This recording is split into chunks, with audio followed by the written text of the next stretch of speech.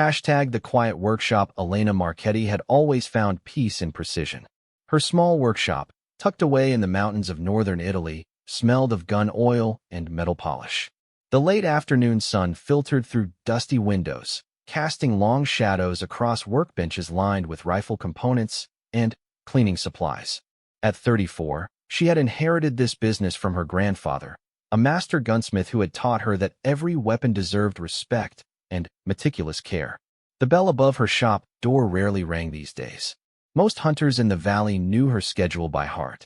She opened at dawn, closed at sunset, and spent her days breathing new life into old rifles. Today was no different, or so she thought as she carefully dismantled a vintage hunting rifle that belonged to Marco, the local baker. The barrel needed attention, and the trigger mechanism had grown sluggish with age and neglect. Elena worked with the methodical rhythm that had become second nature over 15 years. Remove the bolt, clean the chamber, inspect each component for wear or damage. Her hands moved with practiced efficiency, guided by knowledge passed down through 3 generations of Marchetti gunsmiths. The small radio in the corner played classical music softly, the only sound besides the gentle scraping of her cleaning rod against the rifle's bore. She had chosen this life deliberately. After university, where she studied mechanical engineering, Elena could have worked anywhere. Big cities called with promises of corporate careers and steady paychecks. Instead, she returned to the mountain village where she was born, drawn by something deeper than ambition. Her grandfather's workshop represented tradition, craftsmanship, and a connection to the land that city life could never offer. The afternoon stretched peacefully until the familiar chime announced a visitor. Elena looked up from her work, expecting to see one of her regular customers. Instead, a stranger stood in the doorway. He was tall and lean, with weathered features that spoke of long hours under harsh sun. His clothes were practical but well-made, and he moved with the careful awareness of someone accustomed to dangerous places. "Excuse me," he said in accented English. "I was told you might be able to help me with something unusual." Elena set down her cleaning cloth and studied the man more carefully. There was something about his posture, the way his eyes automatically scanned the room's exits, that suggested military training. She had seen that alertness before in soldiers who occasionally visited the valley for hunting expeditions. "I work on hunting rifles mostly," she replied in careful English. "What do you need?" The man approached her workbench slowly, respectfully. "My name is David Chun. I'm looking for someone who understands precision shooting. Long-range precision shooting." Elena felt her pulse quicken slightly. Long-range shooting was a specialty that few gunsmiths truly understood. It required knowledge of ballistics, atmospheric conditions, and rifle modifications that went far beyond standard hunting applications. Her grandfather had taught her these skills, but she rarely had occasion to use them. "How long range?" she asked. David paused, as if weighing how much to reveal. 4,000 meters. Maybe more. The cleaning cloth slipped from Elena's fingers. 4,000 meters was an extraordinary distance, well beyond what most shooters would ever attempt. Such a shot would require not just exceptional marksmanship, but a rifle capable of maintaining accuracy at distances where atmospheric conditions could dramatically affect bullet trajectory. "That's quite a distance," she said carefully. "May I ask what this is for?" David glanced toward the windows, then back at Elena. "There's a situation developing in the mountains. Someone needs to be stopped, and conventional approaches won't work. I've been told you understand rifles better than anyone in this region." Elena's workshop suddenly felt smaller, more intimate. The peaceful afternoon had shifted into something else entirely. She looked at the stranger standing before her workbench, noting the calluses on his hands and the way he held himself with quiet confidence. "Who told you about me?" she asked. "Captain Romano, from the Mountain Rescue Service. He said your grandfather once helped during a difficult situation in the Alps, back in the 80s. Romano thought you might have inherited more than just the business." Elena knew Captain Romano well. He was a respected figure in the valley, someone whose judgment she trusted. If he had sent this man to her, there was likely good reason. Still, 4,000 meters was a distance that demanded respect and careful consideration. "I need to know more about what you're planning," she said. David reached into his jacket and pulled out a folded photograph. He placed it on the workbench between them. The image showed a rocky outcropping high in the mountains, with a small building perched on what appeared to be an almost inaccessible ledge. "There's someone in that building who shouldn't be there," David explained. "He's using it as a base for activities that threaten people in several valleys. The local authorities can't reach him through conventional means. The terrain is too difficult, and he has advantages that make a direct approach impossible." Elena studied the photograph carefully. The building looked like an old weather station or communication outpost, the kind that had been built in remote locations decades ago, and then abandoned. The surrounding terrain was treacherous, with steep cliffs and narrow ledges that would challenge even experienced mountain climbers. "You're talking about neutralizing someone from 4,000 meters away," she said quietly. "Yes." The simple answer hung in the air between them. Elena felt the weight of what was being asked. This wasn't about hunting or sport shooting. This was about using her skills for something far more serious, something that could potentially save lives, but would also change her forever.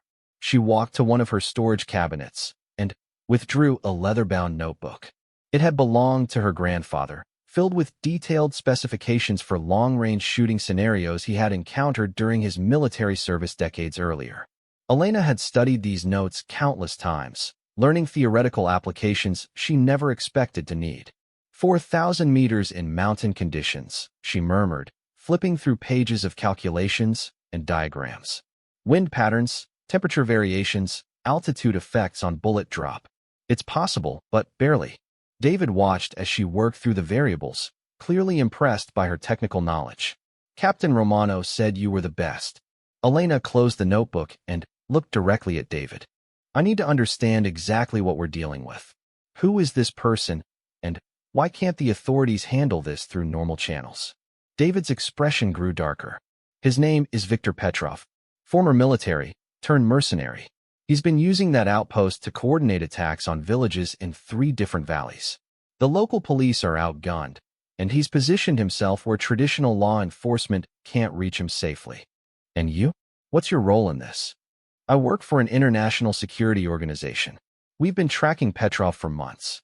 This is our best chance to stop him before more people get hurt." Elena absorbed this information slowly. The peaceful world of her workshop suddenly felt very far away. Yet something in David's manner convinced her he was telling the truth. There was no bravado in his words, no dramatic flourishes. Just a professional explaining a difficult situation that required an extraordinary solution. "I need to see the rifle you're planning to use," she said finally. David smiled for the first time since entering the shop. "I was hoping you'd say that. It's in my vehicle." They walked together to a nondescript SUV parked behind the workshop. David opened the rear cargo area, revealing a long case secured with military-grade locks. Inside lay a rifle unlike anything Elena had ever worked on. The weapon was clearly custom-built for extreme long-range applications, with a heavy barrel, sophisticated scope mounting system, and stock designed for maximum stability. "This is beautiful work," Elena whispered, running her fingers along the rifle's sleek lines. "But for 1,000 meters, even with this, we're pushing the absolute limits of what's physically possible." "I know," David replied. "That's why I need your help. The rifle is capable, but it needs to be perfectly tuned for the specific conditions we'll face. Temperature, humidity, wind patterns, even the exact altitude of the target location." Elena lifted the rifle carefully, testing its balance and examining the scope. Her grandfather's voice seemed to whisper in her memory, sharing lessons about precision and responsibility. This wasn't just about technical skill anymore. It was about using her abilities to protect innocent people from someone who threatened their safety. "I'll need detailed topographical maps of the target area," she said. "Weather data for the past month. Exact measurements of distances and elevations.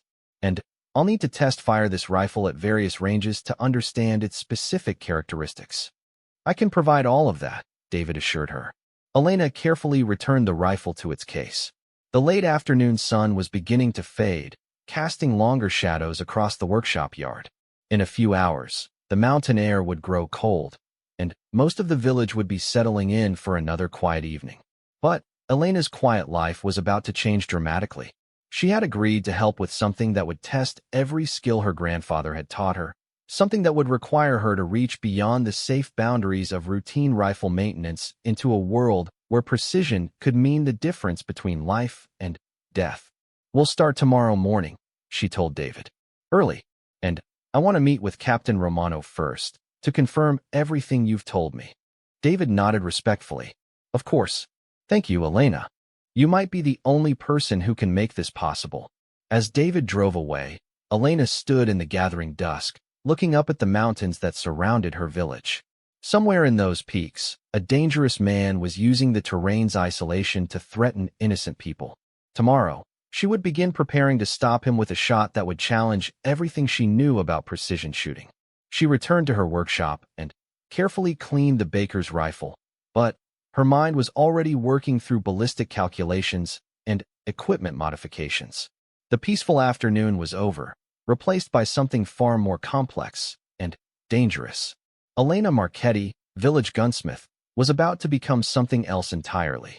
The calculation of distance dawn came early in the mountains, and Elena was already at work when David arrived the next morning.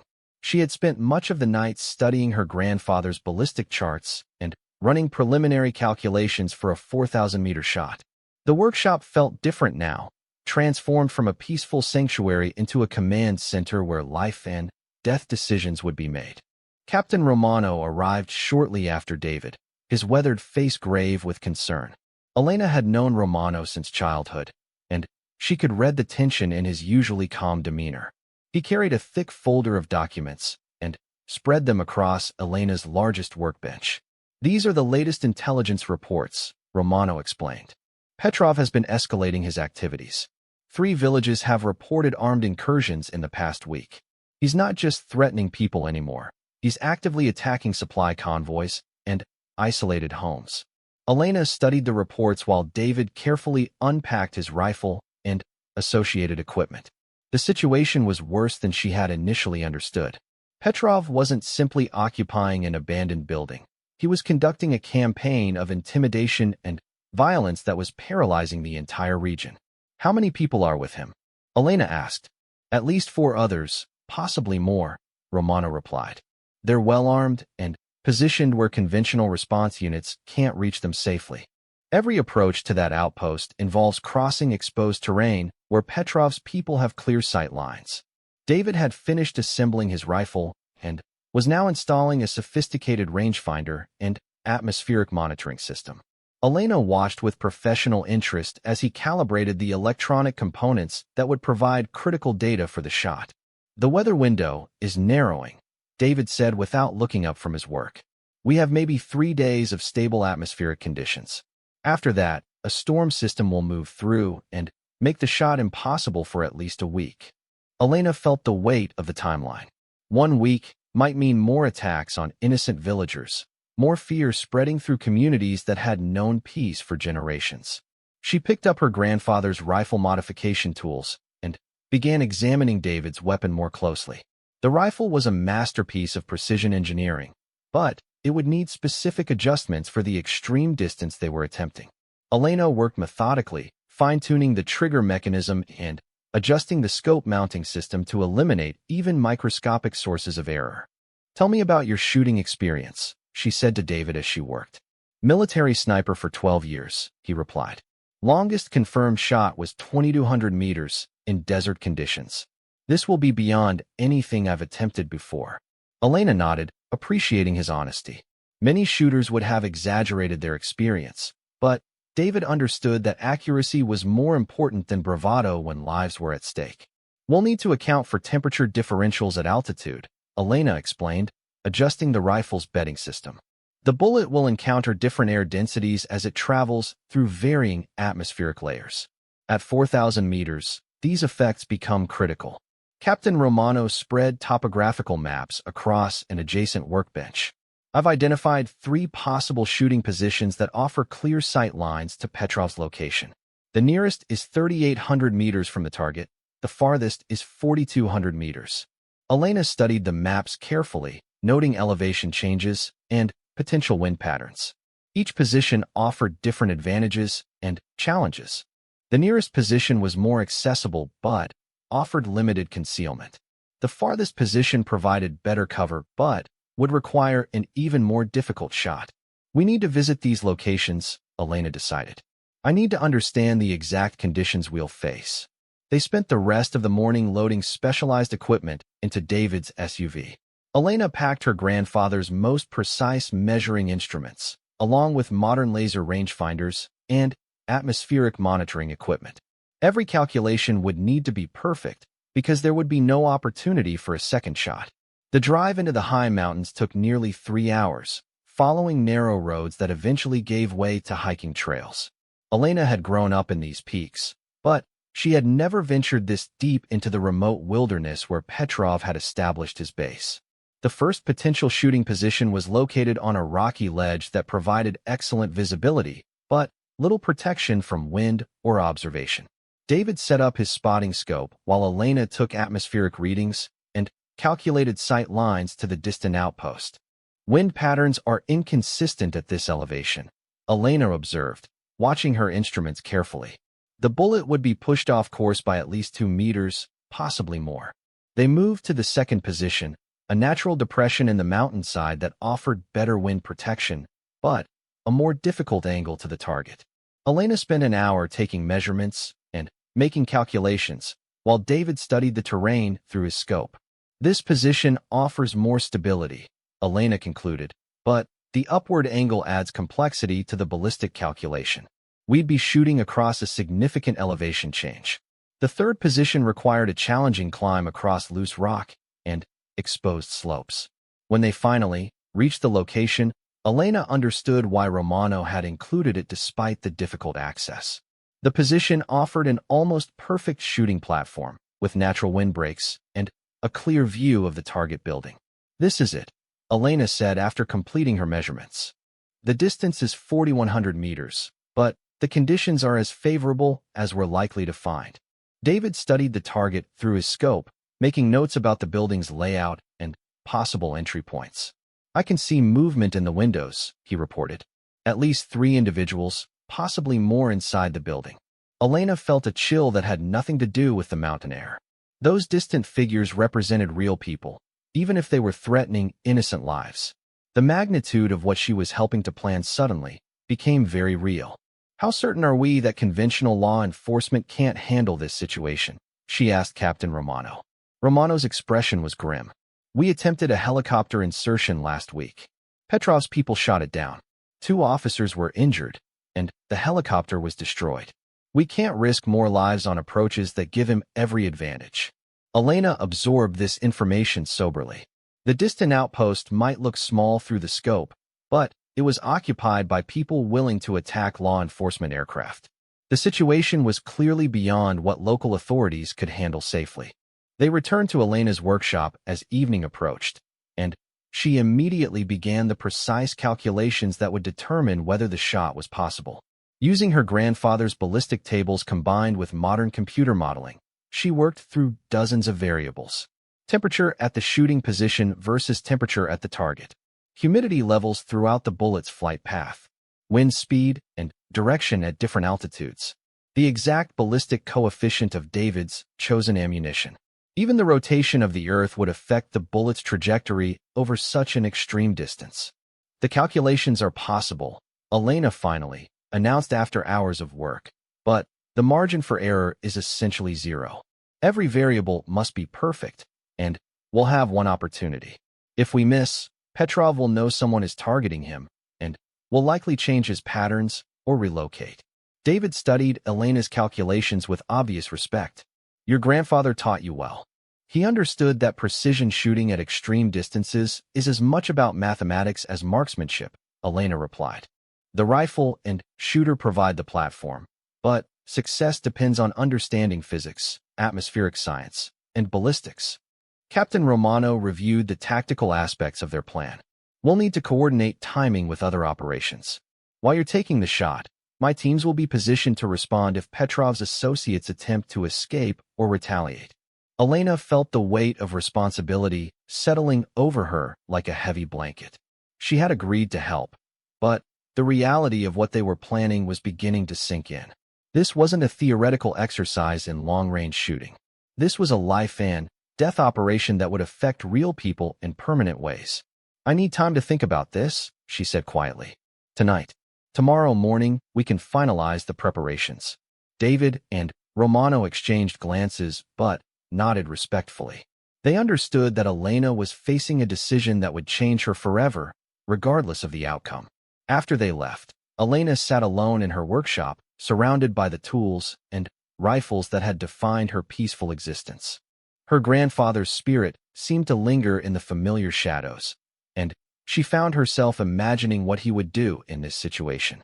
He had served his country during difficult times, using his skills to protect others when circumstances demanded it.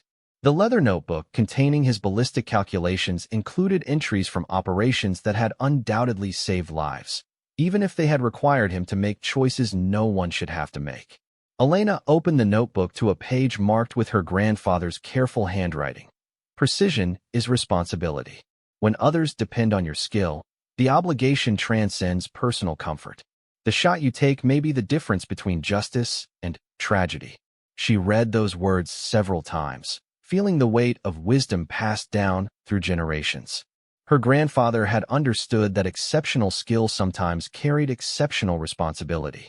Elena walked to the window and looked up at the mountains silhouetted against the starlit sky. Somewhere in those peaks, a dangerous man continued to threaten innocent people while law enforcement struggled with geographic and tactical limitations they couldn't overcome through conventional means.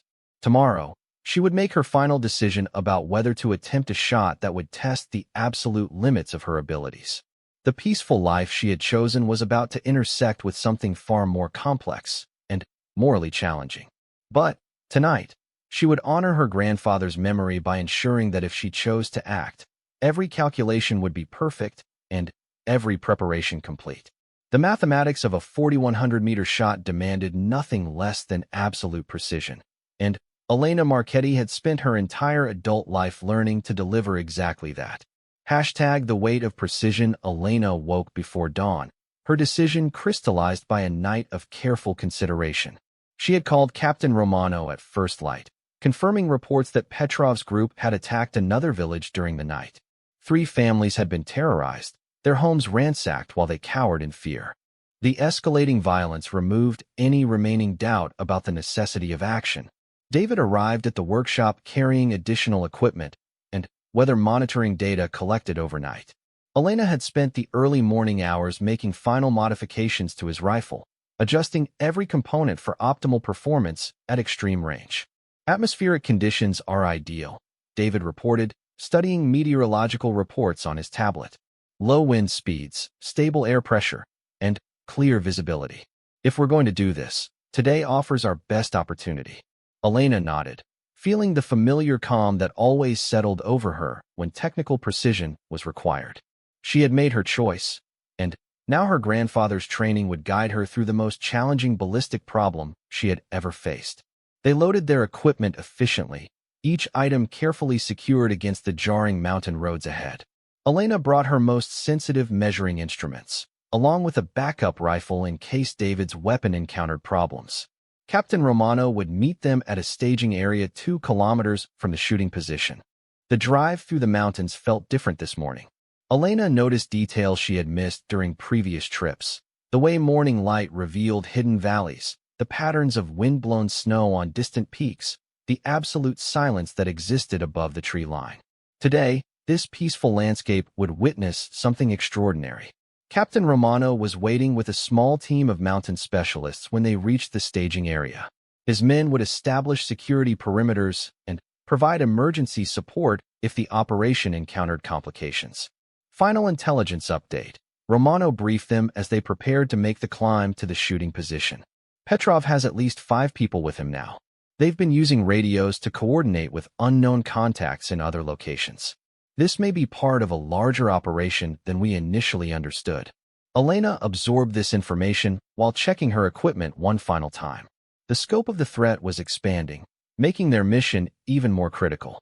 If Petrov was coordinating with other groups, stopping him might prevent attacks across a much wider area. The climb to the shooting position took 2 hours across terrain that challenged even experienced mountaineers. Elena carried her precision instruments in a specially cushioned pack, protecting delicate equipment from the inevitable bumps and jolts of the ascent. David moved with the steady rhythm of someone accustomed to long approaches in difficult terrain. He carried his rifle case and spotting equipment, along with specialized ammunition that Elena had personally inspected and approved. They reached the shooting position as the morning sun crested the surrounding peaks, flooding the valley with clear, stable light. Elena immediately began taking atmospheric readings while David assembled his rifle and optics. The target building was clearly visible through David's scope, a small structure that seemed impossibly distant even through high-powered magnification. Elena used her laser rangefinder to confirm the exact distance, 4,067 meters. Wind is minimal at our position, Elena reported, studying her instruments carefully, but I'm detecting air current variations at intermediate ranges. We'll need to account for approximately 3 meters of lateral drift. David adjusted his scope settings based on Elena's calculations while she continued monitoring atmospheric conditions. Temperature, humidity, and air pressure were all stable, creating the ideal conditions they had hoped for. I can see 2 individuals in the main room of the building, David reported through his spotting scope. One appears to be monitoring radio equipment, the other is cleaning weapons. Elena felt her pulse quicken. The abstract mathematics of long-range shooting was about to become very real. She reviewed her calculations one final time, ensuring that every variable had been properly accounted for. Bullet drop at this distance will be approximately 38 meters, she informed David. The scope adjustment I've made should compensate for most of that, but you'll need to aim at the top edge of the target window. David nodded, settling into his shooting position with practiced efficiency. Elena watched through her own spotting scope, ready to provide real-time corrections if atmospheric conditions changed. The minutes stretched with tense silence as they waited for the optimal moment. Elena monitored wind patterns while David tracked movement in the distant building through his rifle scope. Both understood that timing would be critical, requiring perfect coordination between the shot and target presentation. I have a clear view of Petrov, David finally announced. He's standing near the radio equipment, stationary target. Elena made final wind calculations and gave David the green light. Atmospheric conditions are optimal. No detectable wind drift. You are cleared for the shot. David controlled his breathing, settling into the precise rhythm that elite shooters use to minimize human error. Elena held her breath as well, watching through her spotting scope as the moment of truth approached. The rifle's report was thunderous in the mountain silence, echoing off surrounding peaks for several seconds. Elena immediately swung her spotting scope toward the target building, searching for impact confirmation. Hit, she announced after several tense seconds. Target is down. David maintained his position, continuing to monitor the building through his scope. I see movement from other individuals. They appear to be responding to the situation, but can't determine where the shot originated. Elena felt a complex mixture of relief and soberness. The shot had been successful, but the reality of what they had accomplished was beginning to register. Her calculations had enabled something that would permanently change multiple lives, including her own. Captain Romano's voice crackled through their radio, confirming target neutralization. Secondary teams are moving to secure the building and apprehend remaining suspects. Elena packed her equipment methodically, her mind already analyzing what they had achieved. A 40-67-meter shot in mountain conditions represented the absolute pinnacle of precision shooting, requiring perfect integration of ballistic science and marksmanship skill. David disassembled his rifle carefully, treating the weapon with the respect it deserved. I've never seen calculations that precise, he told Elena. Your grandfather would be proud of what you accomplished today. The descent from the shooting position felt longer than the climb up. Elena found herself examining her feelings about what had transpired, trying to understand how this experience would affect her relationship with her peaceful mountain life. They reached the staging area to find Captain Romano coordinating with teams that had successfully secured Petrov's outpost. The operation had been completed without additional casualties, and significant intelligence had been recovered about planned attacks on civilian targets. We found evidence of coordinated operations against 6 different villages, Romano reported. Your action today prevented what could have been widespread violence against innocent people. Elena absorbed this information quietly, understanding that her decision to help had likely saved lives. The mathematical precision she had applied to the shooting problem had real-world consequences that extended far beyond ballistic calculations. The drive back to her workshop passed in contemplative silence. David respected Elena's need to process what had happened, while she grappled with the realization that her specialized skills carried responsibilities she had never fully considered. Back in the familiar surroundings of her workshop, Elena carefully cleaned and secured her equipment. The routine tasks provided comfort and continuity after a morning that had challenged everything she understood about herself. "Will you continue this type of work?" David asked as he prepared to leave. Elena considered the question carefully. "I hope I never have to. But if circumstances require it, if innocent people need protection that only these skills can provide, then I suppose I will." David nodded with understanding. That's the burden of exceptional ability. Sometimes it demands more than we want to give. After David departed, Elena returned to the routine rifle maintenance that had defined her life before this extraordinary interruption. She picked up Marco the baker's hunting rifle and resumed the cleaning process she had been performing when David first appeared. But everything felt different now. Her hands moved with the same practiced efficiency, but her understanding of what precision shooting could accomplish had expanded dramatically. The peaceful workshop remained unchanged, but Elena herself had been transformed. She thought about her grandfather's words regarding responsibility and precision. Today she had honored his memory by using skills he had taught her to protect innocent people from violence they couldn't defend against through conventional means. The mountains visible through her workshop windows looked the same as always, but Elena knew that somewhere in those peaks, families were sleeping safely because of calculations she had made and skills she had applied. The abstract mathematics of extreme long-range shooting had proven their real-world value in the most definitive way possible. Elena completed her work on the baker's rifle as the sun began to set.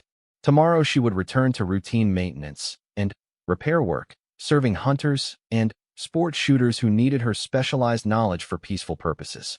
But she would never forget the weight of a 40-67-meter shot, or the responsibility that came with possessing skills that could make the difference between justice and tragedy.